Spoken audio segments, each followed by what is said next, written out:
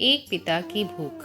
5:30 को ऑफिस ख़त्म होने के बाद मैं सीधा घर नहीं गया था, क्योंकि मुझे मेरे दोस्त का फ़ोन आया था जिसने मुझे राजा रानी वड़ा पाव की शॉप के सामने मलाड में रुकने के लिए कहा था।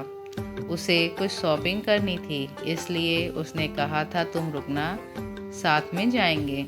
हम दोनों हमेशा एक साथ ही शॉपिंग करने जाते थे। उस शॉप के पास पार्किंग के लिए कुछ लोहे के एंगल लगाए हुए थे। मैं उन्हीं पर चढ़कर बैठ गया था और अपने दोस्त का इंतजार करने लगा। एक 70-72 साल का बुजुर्ग आदमी, आंखों पर मोटे कांच वाले चश्मे, मैले धोती और कुर्ता पहने मेरे पास आया। क्योंकि मैं लोहे के एंगल पे 2-4 फुट ऊंचाई पर बैठा था, उसने मेरे घुटनों को छुआ और बोला, बेटा एक वड़ा पाव खरीद कर दे दोगे? बहुत अच्छा होगा, बहुत ज़्यादा भूख लगी है। मैंने उस बूढ़े आदमी की तरफ देखा तो वह मुझे रोजाना दिख रहे भिखारियों में से नहीं लगे।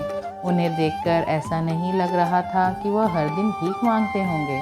ऐसे अचानक किसी बुजुर्ग ने मेरे पैरों को हाथ लगाया तो मुझे बहुत अजीब महसूस हुआ। मैं तुरंत एंगल से कूदकर नीचे खड़ा हो गया। मैंने अपनी जेब में हाथ डाला और 50 रुपये निकालकर उस बुजुर्ग को देते हुए कहा, अंकल आपको भूख लगी है तो यह लीजिए 50 रुपये, कुछ खा लीजिए। बुजुर्ग ने कहा, नहीं बेटा, पैसे मत दो, बस एक वड़ा पाव लाकर दे दो, उतना बस है मेरे लिए। ठीक है, मैं ला रहा हूँ, आप यहीं बैठिए, कहकर मैं राजा रानी वड़ा पाव की दुकान में गया और एक वड़ा पाव खरीद कर लाया और बुजुर्ग को खाने के लिए दिया। बुजुर्ग नीचे बैठकर वड़ा पाव खाने लगे। मेरी तरफ देखकर वह बोले, ऊपर मत बैठो, गिर जाओगे, यहाँ बैठो मेरे पास। कोई साथ बैठेगा तो मुझसे भी 2 निवाले अच्छे से खाए जाएंगे। मैं उनका कहना टाल नहीं पाया और उनके साथ ही बैठ गया। मैंने फिर ऐसे ही उनसे सवाल करना शुरू कर दिया, कहाँ से आए हैं, कहाँ जाएंगे, किससे मिलने आए हैं, वगैरह वगैरह। मैं नागपुर से आया हूँ, एक छोटे से गांव में रहता हूँ। यहाँ मुंबई में मेरा तुम्हारे जितनी उम्र का एक बेटा है, एक बड़ी कंपनी में इंजीनियर है, उससे मिलने आया हूँ। 2 साल पहले उसकी शादी हुई, लव मैरिज। बहू पढ़ी लिखी है, नए विचारों वाली है। उसे सास ससुर यानी कि हम पति पत्नी गंवार लगते हैं, इसलिए हमारे साथ रहना उसे अच्छा नहीं लगता। इसलिए बेटा अब अलग रहता है, यहीं मुंबई में 2 सालों से। परसों मेरे इस मोबाइल पर उसका फ़ोन आया था, कह रहा था अमेरिका में नौकरी मिली है उसे, बीवी को लेकर जा रहा है अमेरिका 10 साल के लिए।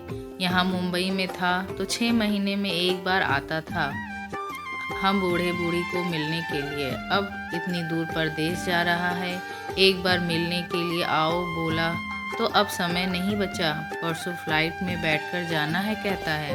अब 10 साल के लिए जा रहा है, पता नहीं तब तक हम जिएंगे या मरेंगे, इसलिए सोचा खुद ही जाकर उसे मिल लेता हूँ।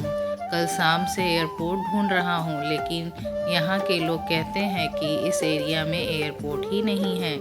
बुजुर्ग ने एक एड्रेस वाली चिट्ठी मेरे हाथ में देते हुए कहा। उसकी बात सुनकर मैंने कहा, लोग सच कहते हैं, एयरपोर्ट यहाँ नहीं है, सांता क्रूज में है। बुजुर्ग ने मेरी तरफ देखकर कहा, लेकिन परसों जब बेटे का फ़ोन आया था तो उसने यही पता लिखवाया था मुझे। लगता है यह फ़ोन भी ख़राब हो गया है, फ़ोन ही नहीं आ रहा बेटे का। मैंने बताया था उसको कि मैं उससे मिलने आ रहा हूँ मुंबई। कहते हुए बुजुर्ग ने मोबाइल मुझे देखने के लिए दिया। अब मेरे एक हाथ में चिट्ठी, एक हाथ में मोबाइल था। मैंने मोबाइल का बटन दबाकर देखे, मोबाइल अच्छे से चल रहा था और मोबाइल में नेटवर्क भी पूरी तरह से आ रहा था। मैंने उनसे पूछा, आपने नहीं लगा के देखा फ़ोन बेटे को? मुझे कहाँ लगाना आता है बेटा फ़ोन, कोई फ़ोन करता है तो उठा लेता हूँ बस, उन्होंने कहा। मैंने रिसीव कॉल में जाकर आखिरी आए नंबर पर कॉल कर दिया। 2 रिंग बजने के बाद कॉल कट कर दिया गया। फिर मैंने एड्रेस की चिट्ठी खोलकर देखी, उसमें जहां हम बैठे थे वहीं का एड्रेस था, यानी कि जानबूझकर गलत एड्रेस दिया गया था। मैं समझ चुका था कि गलत पता देकर बेटा अपने माँ बाप को टाल रहा था और अब वह उनका फ़ोन भी नहीं उठा रहा था। मुझे यह भी मालूम पड़ चुका था कि वह जिस प्लेन में सवार हो चुका था वह प्लेन कभी भी उसके माता पिता की दिशा में उड़ने वाला नहीं था।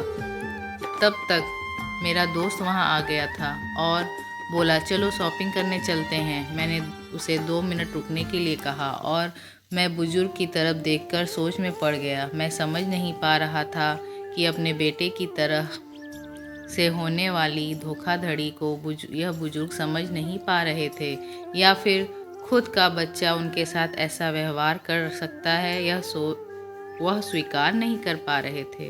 मैं बुजुर्ग से बोला, अब तक तो आपका बेटा जिस प्लेन में बैठा है वह उड़ चुकी होगी। मुझे नहीं लगता कि आप अपनी उससे मुलाकात हो पाएगी, इसलिए अच्छा यही होगा आप वापस अपने घर लौट जाएं और आंटी को भी इंतज़ार करती होंगी। मेरी बात सुनते ही अगले ही क्षण उनकी आंखें भर आईं। आंसू भरी आंखों से वह मेरी तरफ देखने लगे। घर जाने के लिए भाड़े के पैसे देते हुए मैंने उनके हाथ पर हाथ रखा और पूछा, अंकल, मैं कब से आपके हाथों में यह डब्बा देख रहा हूँ, क्या है इस डब्बे में? मोतीचूर के लड्डू हैं, मेरे बेटे के पसंद के, उसकी माँ ने भेजे हैं उसके लिए खुद बनाकर। बुजुर्ग ने कहा कि किसी खंजर से मेरे दिल को चीर कर मेरे अंतकरण को लहूलुहान कर दिया हो, ऐसी मेरी हालत हो गई।